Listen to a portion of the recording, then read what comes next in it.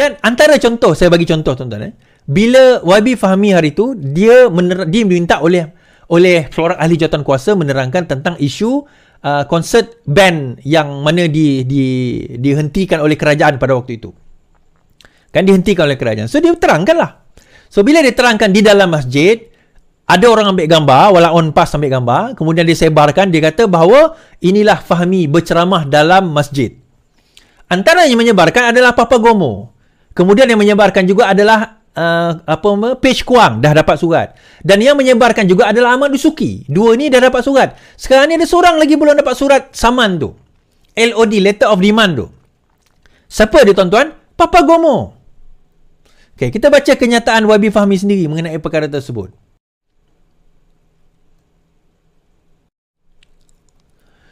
Peguam saya telah cuba menghubungi individu bernama Wan Muhammad Azri sejak beberapa bulan lalu. Ini berkaitan kenyataan fitnah yang dibuat individu tersebut terhadap saya sebelum PRN Ogos lalu. Oleh sebab surat saman ini tidak dapat diserahkan ke tangan beliau, mahkamah telah memutuskan pada 6 November supaya peguam saya menyerahkan permakluman secara penyampaian ganti atau substitute services. Oleh itu, notis itu telah diterbitkan dalam surat khabar The Star. Dia kena terbitkan 3 surat khabar. So, salah satunya adalah The Star. Notis saman Fahmi terhadap Papa Gomo disiar di akhbar.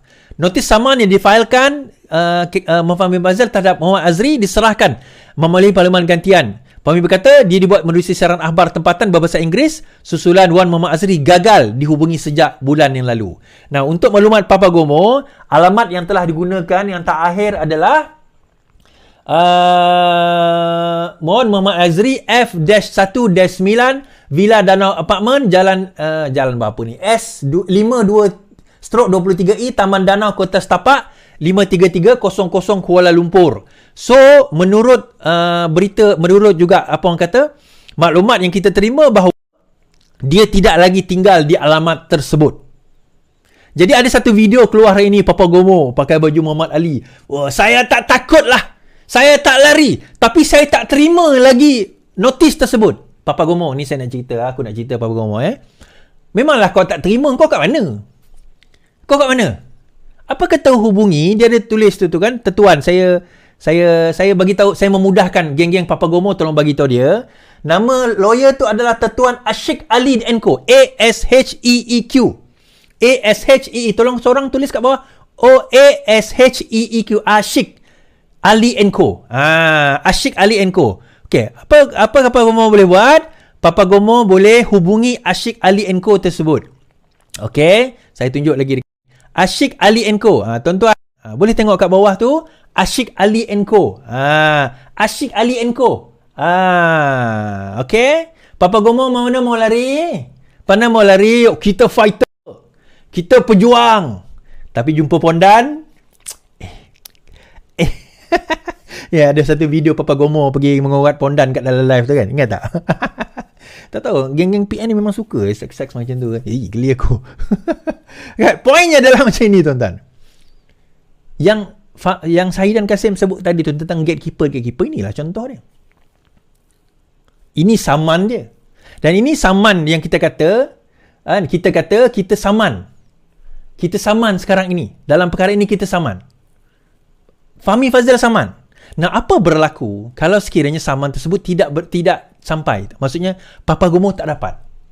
Ada yang tanya saya juga, kalau Papa Gomo tak dapat saman tersebut, so apa maksudnya? Adakah Papa Gomo akan bebas ke? Dia tak bersalah ke? Apa yang dia akan kena? Okey, dia macam ni.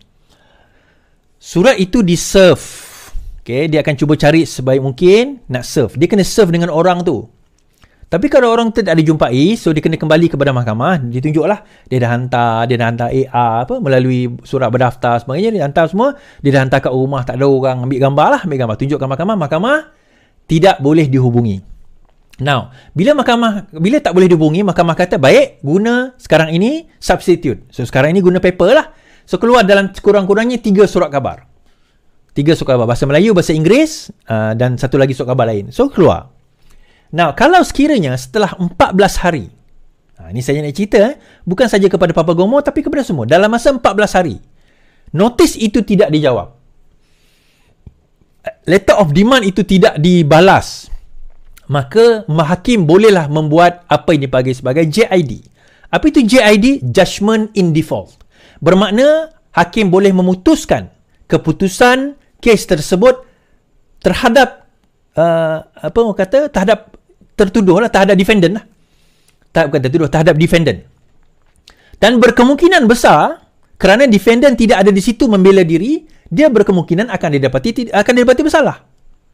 Berkemungkinan besar dia akan didapati bersalah. Dan hakim boleh terus jatuhkan hukuman berapa. Sebab sekarang ni kalau tak salah, Fahmi dia minta berapa? 10 juta ke 1 juta? Tak ingatlah. Ada demand dia. Katakanlah dia minta 10 juta katakan.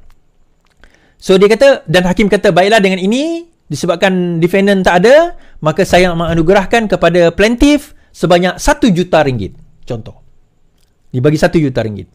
Oh, saya tak nak 1 juta ringgit sebab tadi saman 10 juta. Saya nak 5 juta. Sebab saya, dia cerang lah, saya ni menteri, saya ini itu, ini reputasi saya, bla bla bla bla semua. Okey, hakim kata 3 juta. Dia dapat 3 juta. So, dia akan serve 3 juta. Tak dapat dijumpai juga. Tak dapat is. Maka, bankruptcy. So, bankruptcy nanti dia akan tahulah. Dia tak boleh buka bank account, dia tak boleh pergi luar negara. So, dia ada notice bankruptcy terhadap dia. So, dia tak boleh pergi ke luar negara. Masa tu dia tahu, alamak, aku bankrupt. So, masa tu nak tak nak dia kena pergi jumpa Wabi Fahmi. Faham? So, prosedur dia, jangan ingat kalau dia tak dapat, dia lari tu, maksudnya, oh, that's it, lepaslah aku. Lepas ni tak payah ada apa lah. Okey lah, selamatlah aku. Bukan macam tu tau. It doesn't work that way. Dia bukan macam tu. Dia tak terlaksana macam tu. Dalam masa yang sama, ada yang hantar saya itu kan. Ni fitnah juga, menjawab Syahidan Kasim juga. Kenapa kita strict dalam benda ni? Kita nak sebar berita, boleh. Nak siar berita, boleh. Terpulang. Tadi pun saya baca Malaysia Kini punya berita tentang prestasi Anwar Ibrahim yang tidak memberansangkan. Ada je keluar berita. Tetapi jangan fitnah. Itu yang berlaku tuan-tuan. So, kita bila disebut tadi tentang apa orang kata fitnah, dia kata tak boleh, ni sekat dan sebagainya. Adakah itu menyekat? Itu soalan saya. Adakah itu menyekat atau sebenar hakikat itu adalah fitnah yang dipercayai dan akhirnya dia kesan dia kepada kita. Kesan dia kepada kerajaan. Orang lebih mudah percaya kebencian. Kalau kita kutuk orang tuan-tuan, itu cepat famous. Itu cepat orang percaya sebab rasa panas hati. Kalau kita hina, kita kutuk, kita fitnah, itu mudah, itu cepat. Tapi kalau kita terangkan fakta, susah. Tapi ada yang percaya. Ada cikgu yang percaya. Cikgu ni cikgu viral tu percaya bahawa sebenarnya ada juga pendakwah percaya tak boleh takbir. Ni menteri dah saman tuan-tuan. Tu terpulang kepada MP Jasin nak buktikan nanti kat mahkamah. Dia nak menang senangnya, dia buktikan bahawa memang ada. Kementerian telah mengeluarkan perkeliling dan arahan tidak boleh bertakbir, tidak boleh bersolidariti, tidak boleh angkat bendera, tidak boleh kunut nazilah di mahkamah nanti. Dia kena tunjuklah. Selain daripada itu, dia akan jadi fitnah. Cerita fitnah ni tuan-tuan. Ini orang pas ke? Baik, berita baik kepada ahli-ahli Parti Keadilan Rakyat. Saya nak cerita bahawa Koperasi Keadilan Berhad telah pun selesai, dah ada ready semua. Tuan-tuan boleh downloadkan apps di Apple dan juga Google Play Store. Di Apple Store dan juga Play Store. Koperasi Keadilan terkira. Jadi ahli, pendaftaran untuk jadi ahli koperasi senang saja. Anda mestilah ahli Parti Keadilan.